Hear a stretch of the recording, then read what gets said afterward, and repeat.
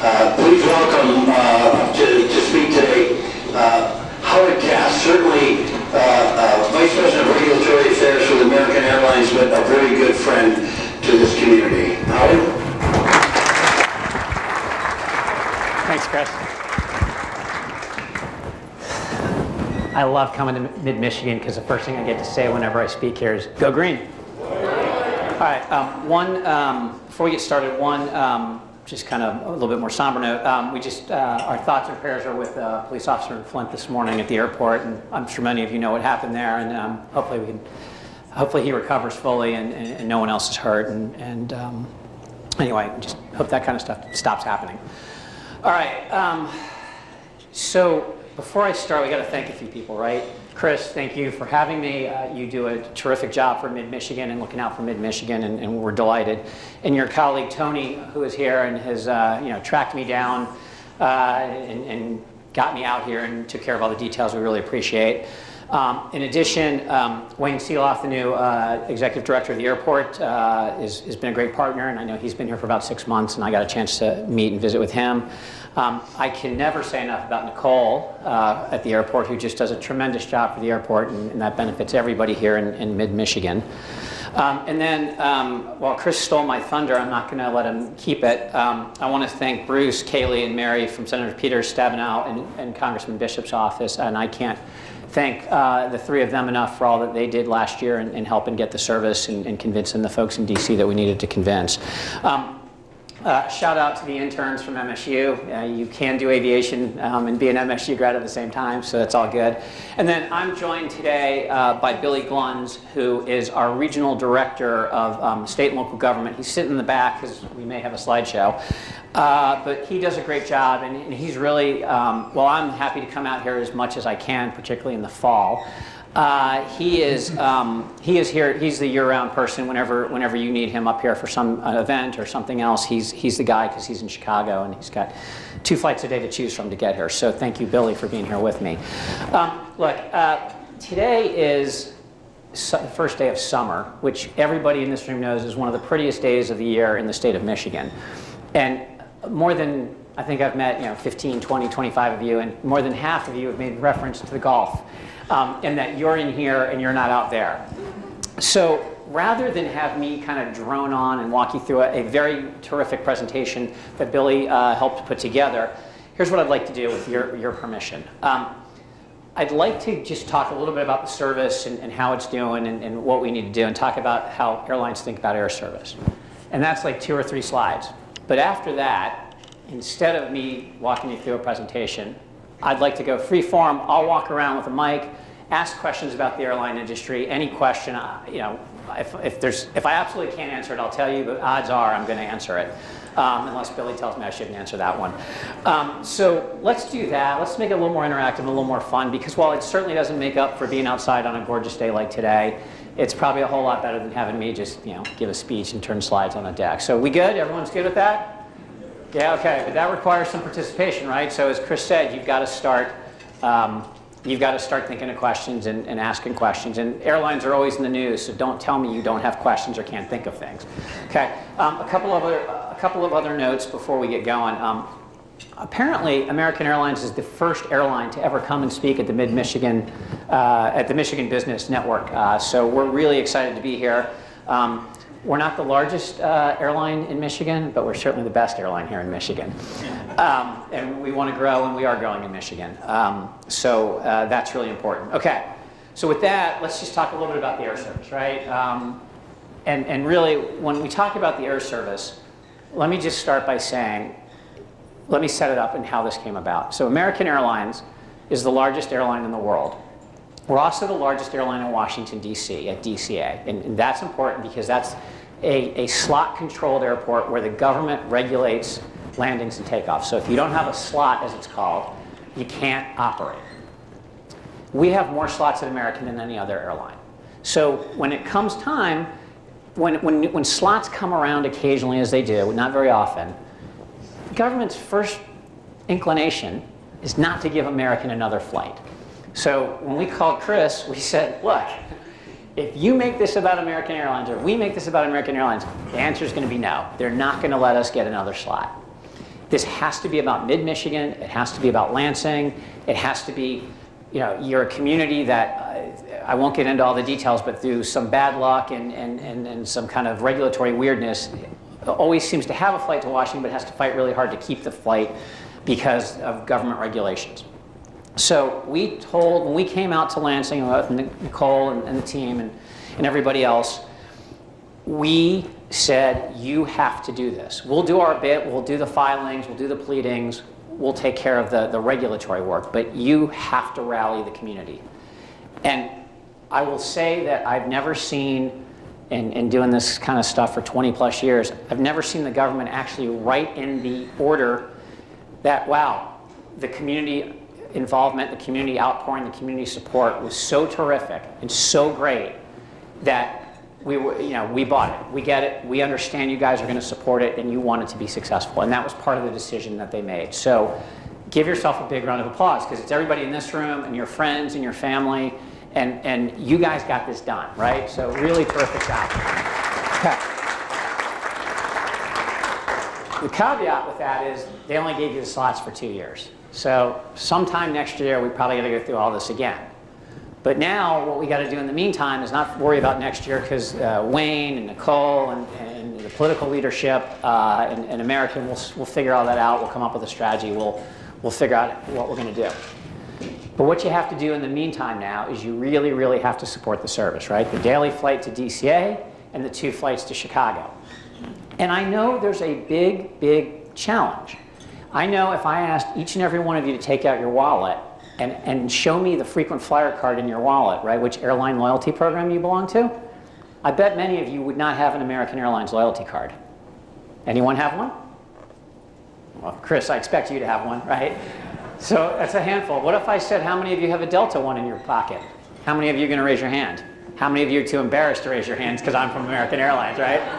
Okay? But that's kind of my point. That's not kind of my point. That is my point, right? If I know Delta's here, and they're the big airline in Michigan, and yeah, they do a terrific job of serving Michigan and have been a terrific economic engine for the state. I get that. I understand that. But we're talking about Lansing, and we're talking about making sure the service that Lansing has not only survives and keeps going, because it's doing fine, but we want it to do better, right? Because that's how things happen in the airline industry.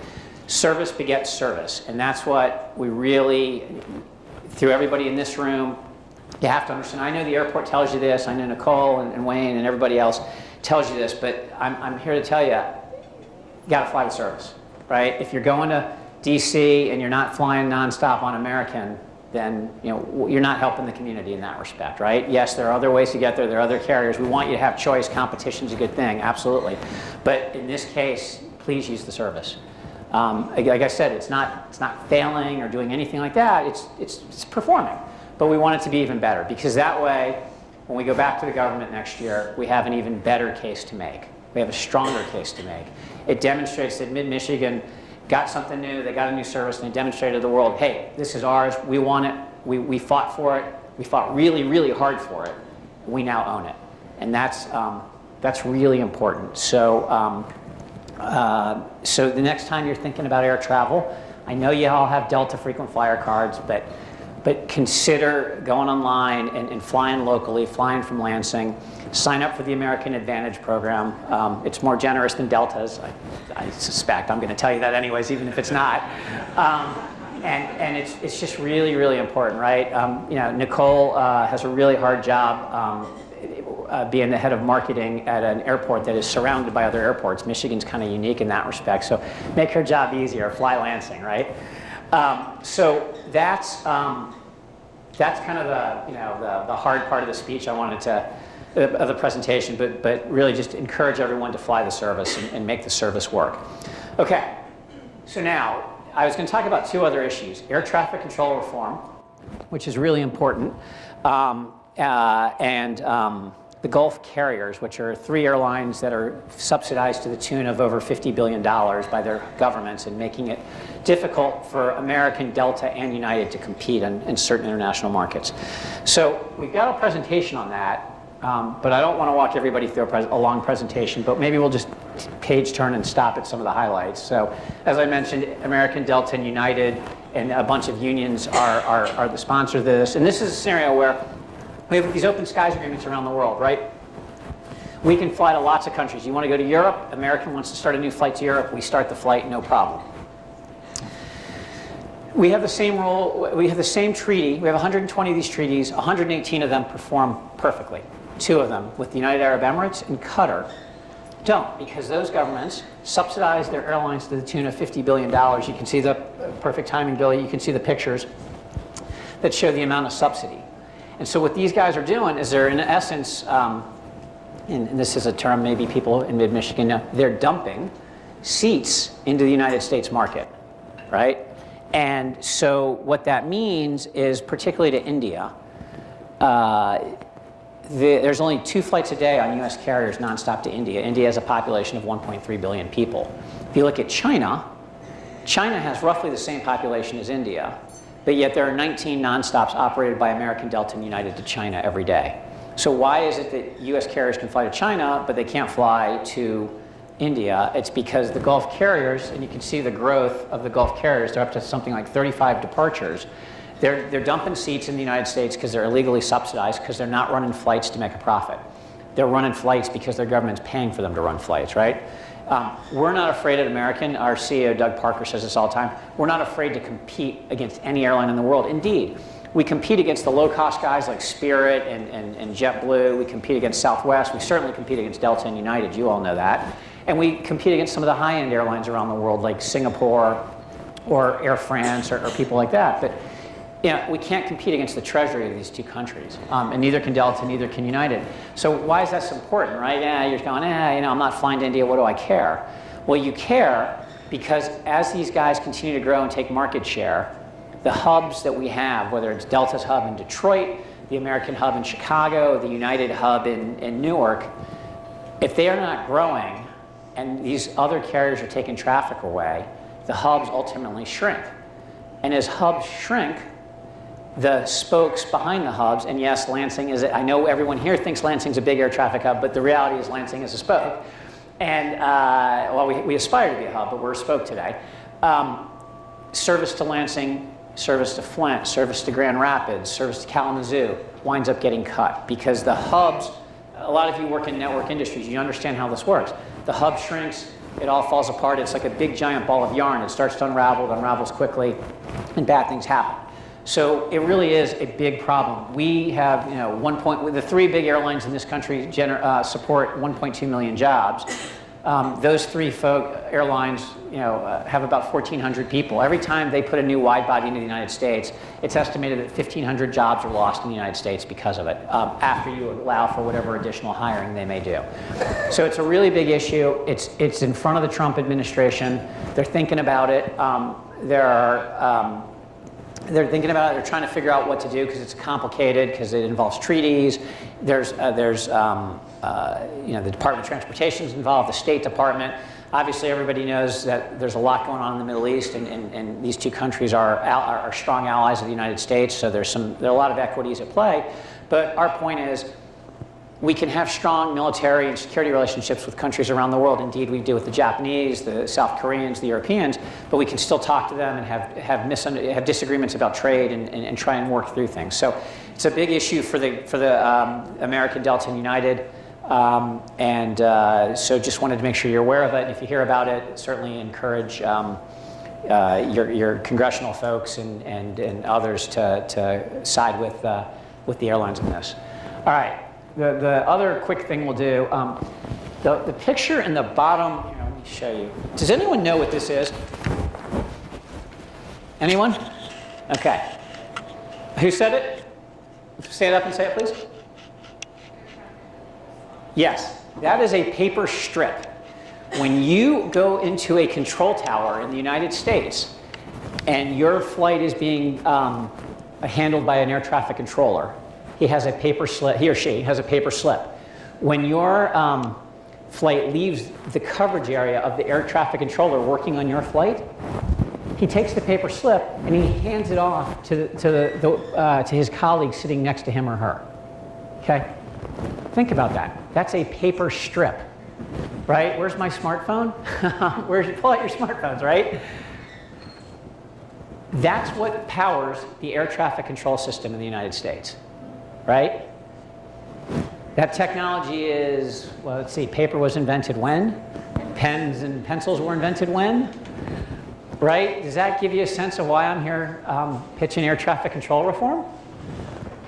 So, look, the problem is air traffic control in the United States, we have the safest system in the world, bar none. Nobody ever wants to do anything to undo that or to even lower that by 1 iota, right? No one's talking about that. That's not what this discussion's about. The problem right now is we have such a safe, it's a very safe system, but it's a very slow system, right? New airplanes have all this advanced technology that, you know, this whiz-bang heads-up displays and all this cool stuff that I know there's a lot of folks tied to the auto industry, so you guys understand what I'm talking about. But there's more technology in your smartphone or in your car than there is in the air traffic control towers that are at airports and elsewhere around the country. So the airlines are working to try and get this done. Last year, Congressman Schuster from Pennsylvania introduced air traffic control legislation. And what the idea behind it is that it would take the approximately 15,000 men and women who do a terrific job every day on moving us around the country, something like 10,000 commercial flights and probably another 10 or 15,000 private aircraft, so about 25,000 flights a day, moving them around the country safely.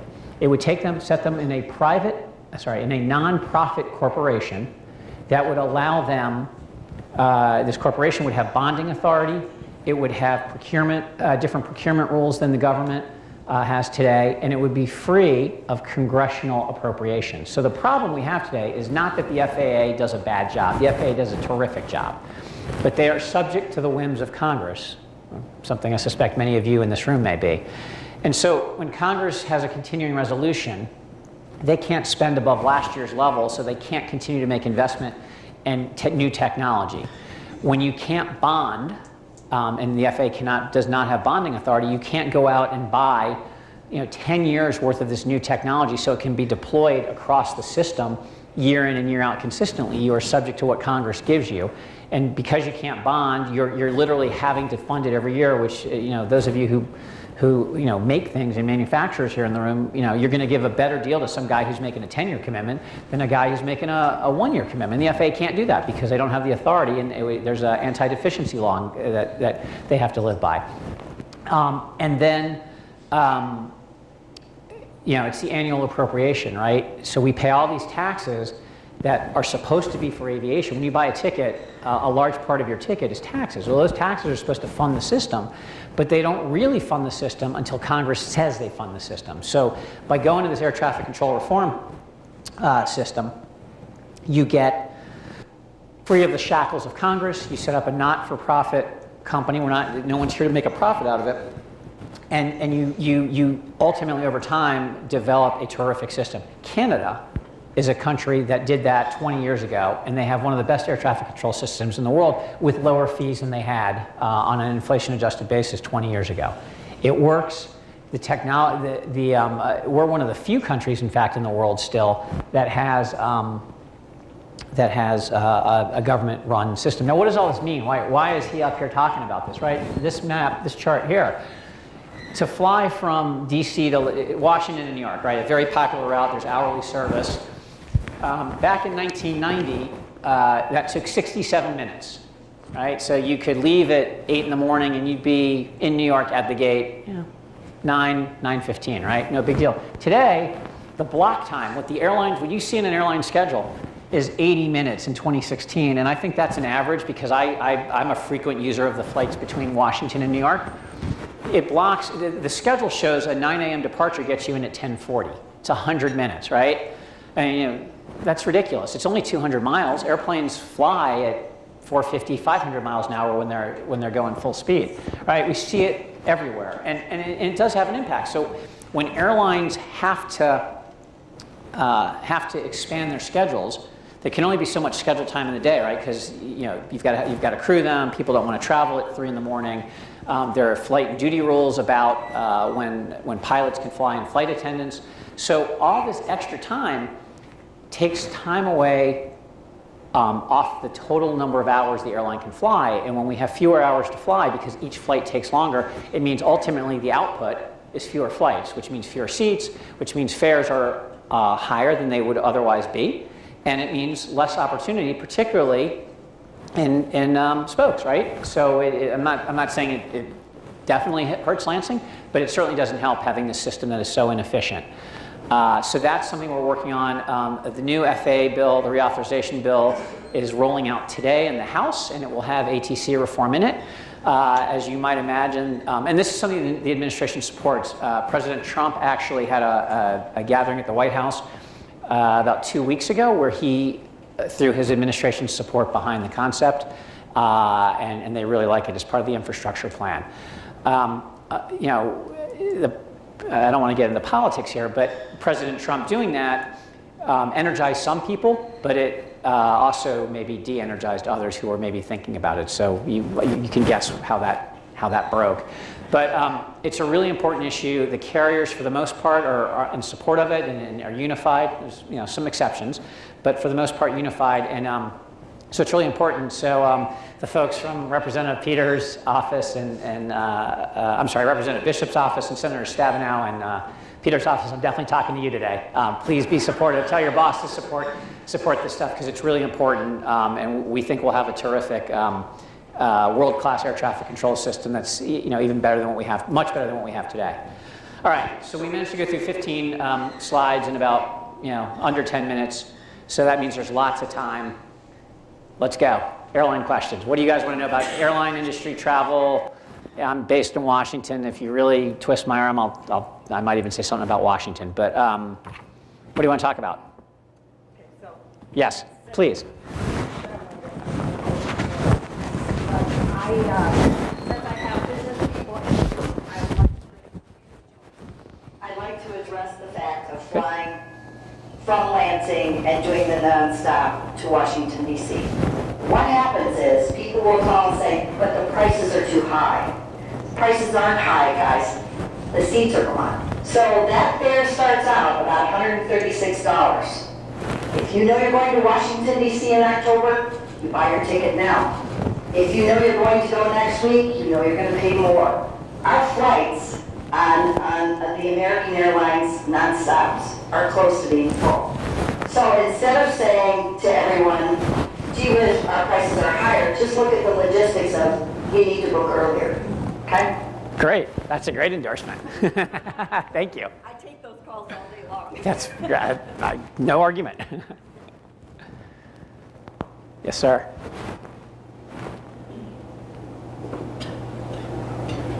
Hi, good afternoon.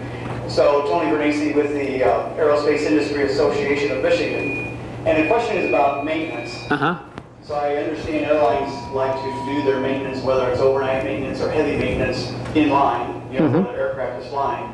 Now that you have aircraft coming into mid-Michigan, Lansing Community College actually has one of the best aircraft A&P mechanics programs that I've seen statewide. How do they get on the radar, no pun intended, to entice you to do maintenance in the area? Okay, so the first thing I have to say is the flights that actually come to Lansing are operated by some of our partners. They're American Airlines branded, but they're operated by separate companies, and those guys are responsible for their own maintenance. But the easy answer is we can certainly put the LCC folks in touch with the people who make those decisions and who understand that stuff and manage that. We're happy to do that. Obviously, we can't promise what happens, but we're happy to at least make the introductions. Yep, no problem. Happy to do that. There's a question? Yeah.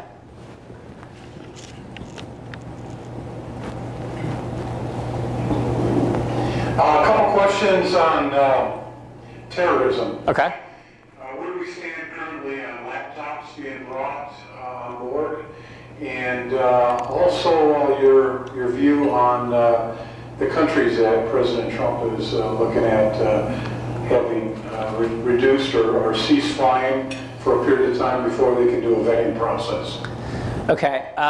The first question is, what the question is in reference to is there's been a lot of media reports that the US government would ban the use of iPads and laptop computers on flights to the United States from, well, they've already banned it from certain countries, but there are no non-stops on US carriers.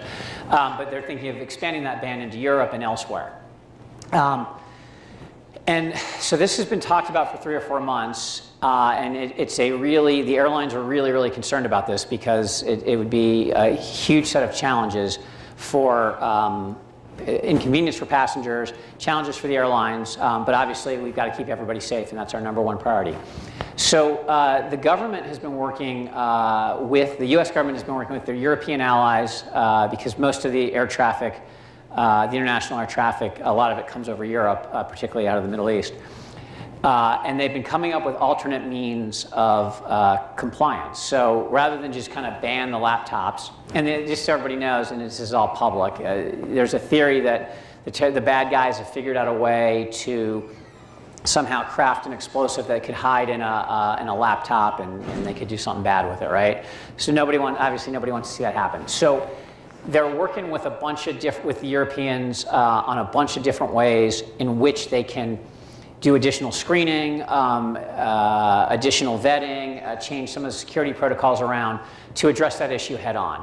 And they haven't made a final decision, but I think they're heading towards an alternate idea that may be a little bit more inconvenient than what you go through today, like if you're coming to the United States from Europe, but would be far better for everybody else, everyone involved, if we can ensure you're safe and let you keep your laptop or your iPad, because, I mean, all of us travel, and I personally couldn't live without my iPad anymore, right? So that's what they're working on. The other thing that you've heard is the idea was, well, we would just collect all of them and put them in the hold of the airplane. And people don't like that idea because the lithium batteries are what power your iPads and your computers. And lithium batteries, although it's not likely to happen, sometimes can generate too much heat if left on or something, and that can cause bad things to happen, and nobody wants to see that. So it's still an open question what the US government does, but I think that my guess is they're moving more towards some kind of enhanced security screening. Your second question, I think, is it about the executive order on banning travel, or do you want to clarify just? Those 7 countries that seem to be high in terrorism. Right. Well, I mean, like we're in the business of moving people around the world. Our #1 priority is safety and security, and we want to put as many people on our planes as we can, but what the #1 thing we want to do is make sure that everybody is safe and secure. So as long as we can be satisfied that, you know, somebody getting on an aircraft is safe and secure, we know enough about that person to know that they're not some kind of a threat to the airplane or to the passengers or the crew or any kind of a threat, and same with cargo, that's what we're interested in doing, and that's how we think about it. Yes, sir. What's your take on the kind of the anxiety that we see in the air now that's caused by a number of different Yeah. people getting tired, tight, somebody being told what to do when they don't want to do it, and on the list goes. And what kind of pressure has it placed on the industry? And kind of what's your take on that? Where do you go from here? It seems to be getting a little worse. Yeah, no, I actually was hoping somebody would ask that question because it's the right question to be asking. So for most of the last decade, from kind of 2001 to let's say 2011, everybody knows the airline industry had a terrible time, right? Every year we lost billions of dollars. There's the Warren Buffett quote about had some forward-thinking capitalist been at Kitty Hawk when Orville and Wilbur were there, he would have shot them down and made sure that aviation never took off, because all we did was destroy capital, destroy jobs. If an airline touched it, it was destroyed, right? Things got better in 2011. The big carriers all went through the bankruptcies. They got financially to a better place. They created a better environment.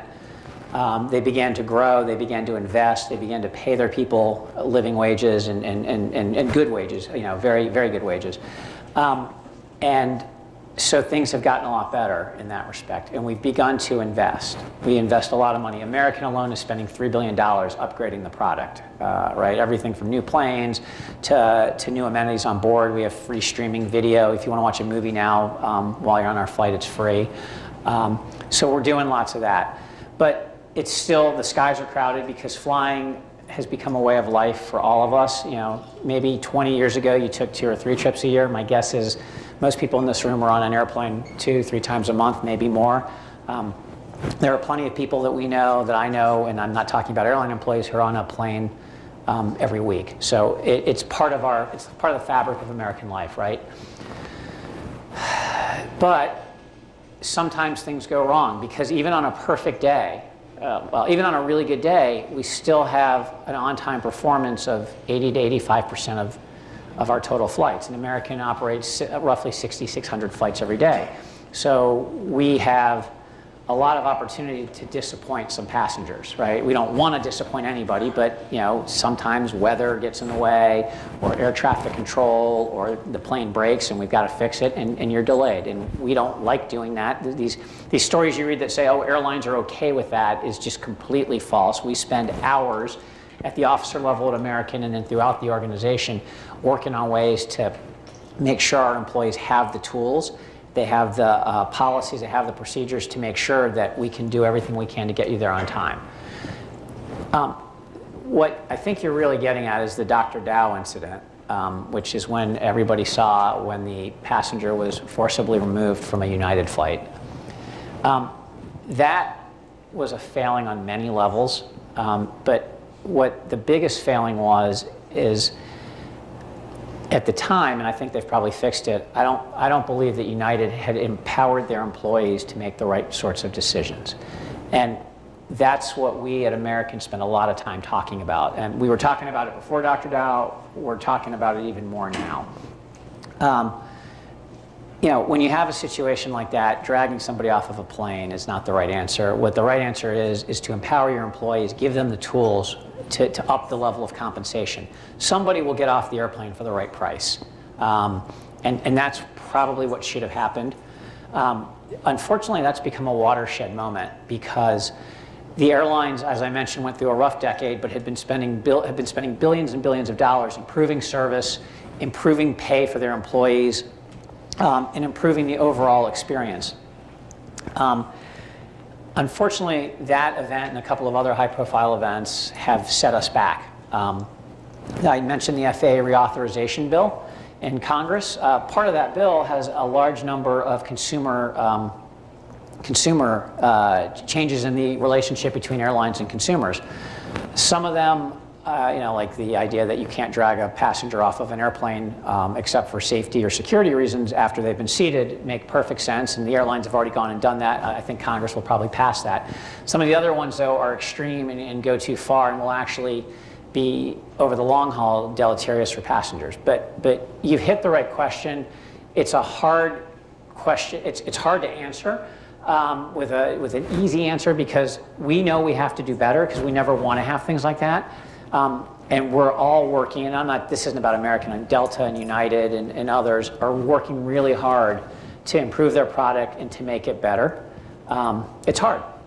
These are complex networks, complex systems, lots of different passengers have different expectations and want different things. That's one of the other points I'll make is, at American, we recently rolled out a product called Basic Economy.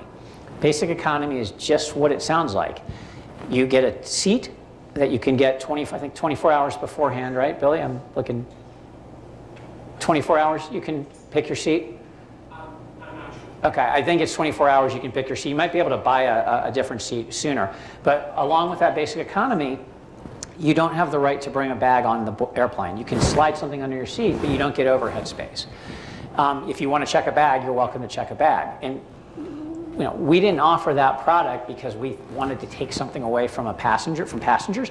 We offer that product because there's demand for that kind of a product, right? Spirit Airlines has a business model where you buy a ticket. It may be a very inexpensive ticket. I mean, you've heard like $25, things like that. But they charge you for everything along the way. The a la carte model. The other airlines, American, Delta, United, et cetera, have gone to it as well. But people are willing, there's some people who just want to get on a plane with a backpack and that's all they want. There are other people who want a more fulsome experience. And so we, on the same airplane, are literally have 6 or 7 different products.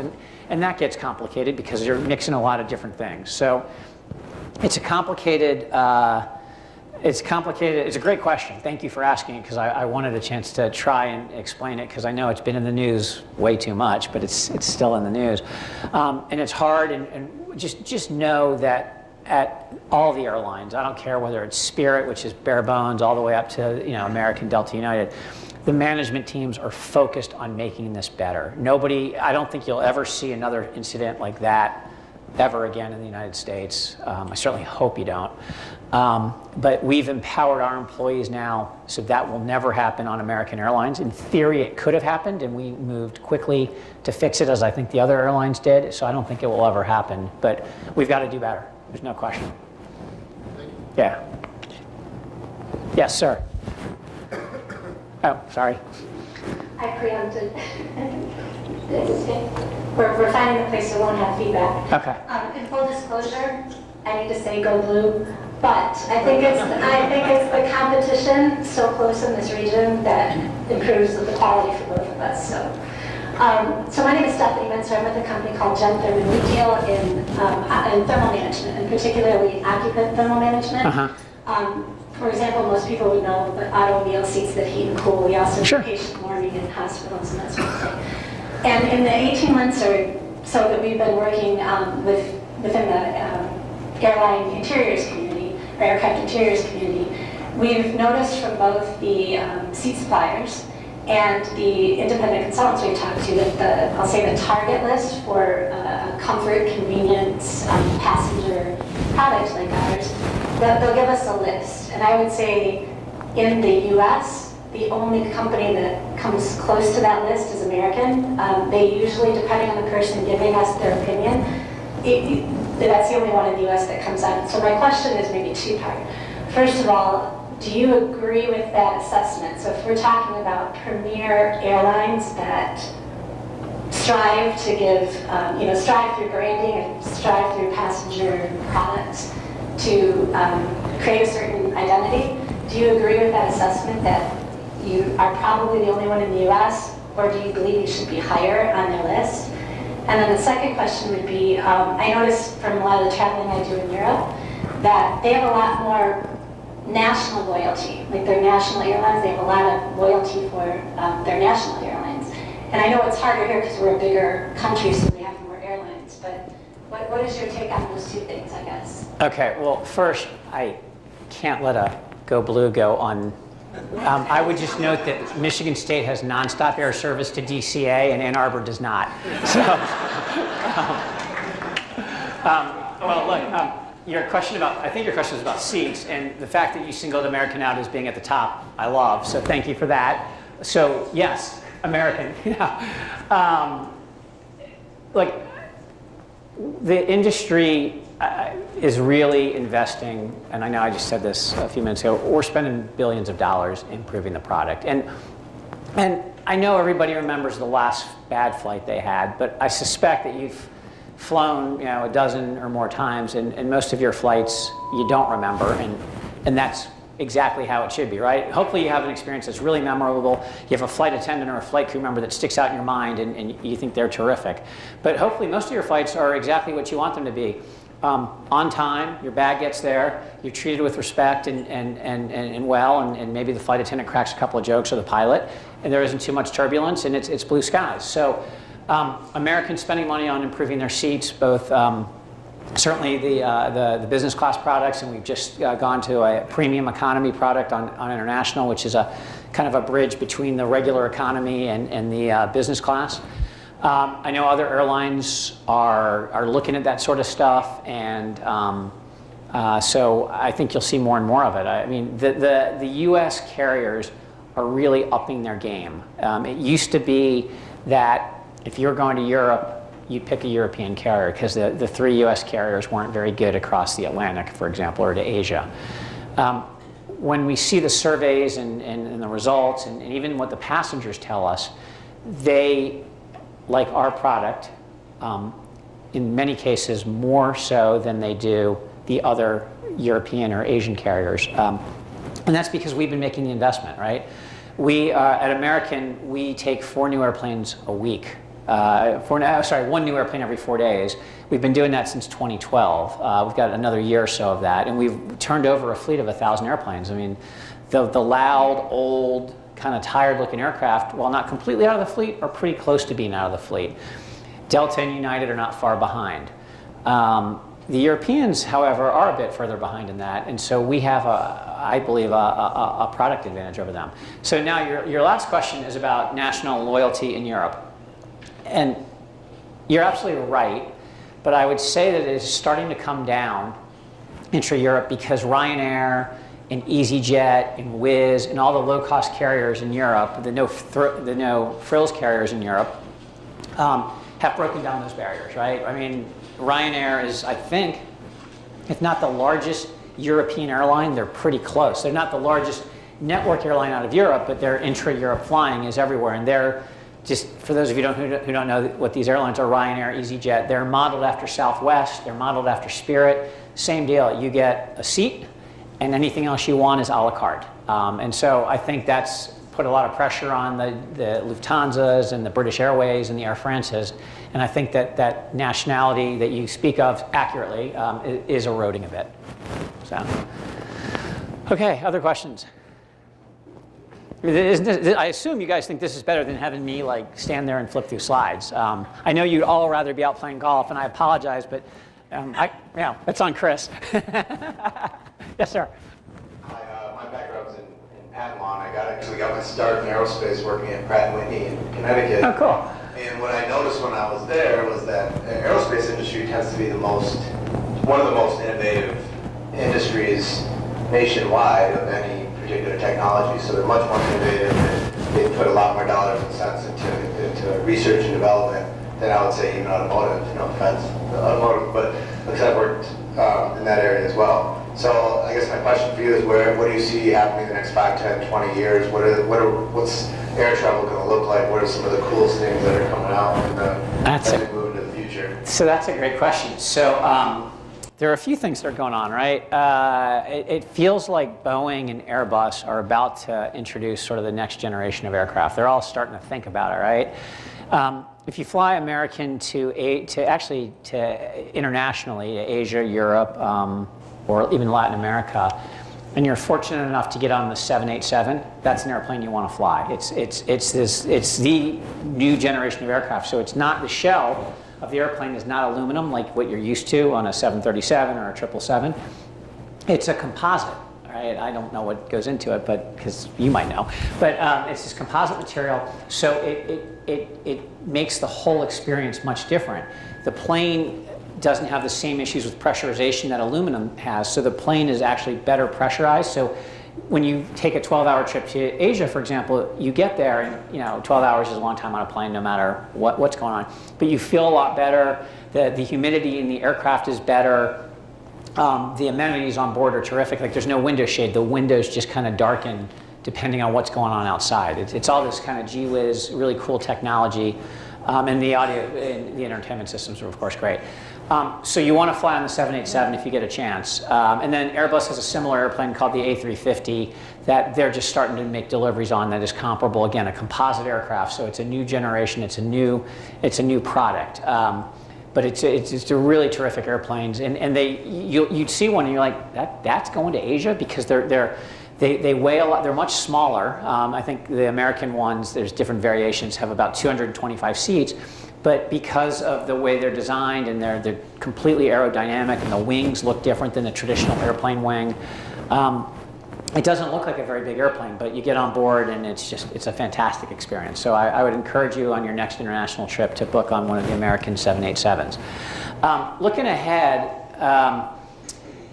I'm not an aerospace engineer, so I can't tell you a whole lot about the new technologies in aerospace. But what I do know that is starting to show up, and we're starting to see it, is biometrics are coming, right? So right now, to get on an airplane, we all thought it was a big step forward that we could use our smartphones. But picture a world where you show up to check a bag, they scan your face, and the airline knows that's who you are because you've given them some biometric data, they take a scan. You're not pulling out your driver's license or other ID. Same to get in the club. You just walk in the club and you keep walking, and as long as you match, we know who you are, and we know it's Nicole, and she, welcome Nicole, and you're in the club. Similarly, we're going to get maybe to a day where you walk on a plane. You don't have to show a boarding pass. You just touch your fingertip to a scanner. I mean, the same technology in your phone is eventually going to wind up at the airport. We know that CBP is doing that. The customs folks are under a mandate they've been under for a while, but they haven't met, which is to take a picture of everybody leaving the country, every non-U.S. citizen leaving the country. And they're trying to make sure people don't overstay their visas and all the security issues and safety issues that everybody understands.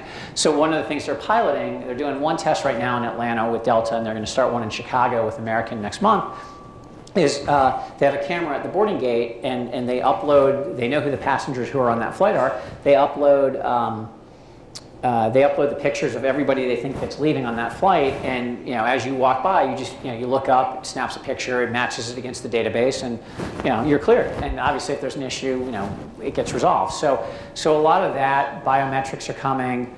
The ability to really manage your air travel experience on your own, independent, is getting even further and further along. So right now, everybody's used to going online and buying their tickets online, and now we're doing it on our app. And if you haven't downloaded the AA app, I'd encourage you to do so, because we recently relaunched it, and it's really intuitive, and it's really cool, and it's really easy to buy tickets there from Lansing.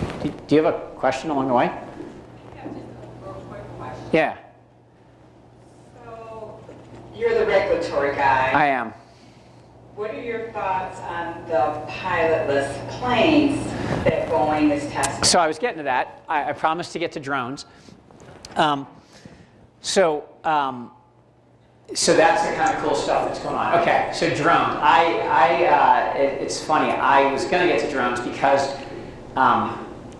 right now there's a huge upswell of folks interested in getting AUVSIs off the ground and up in the air, and the FAA set up a drone advisory committee last year. American Airlines is the only passenger airline on that committee. There's also a subcommittee that I'm actually a member of. The president of American is on the main committee, and then there's a working group that I'm involved in.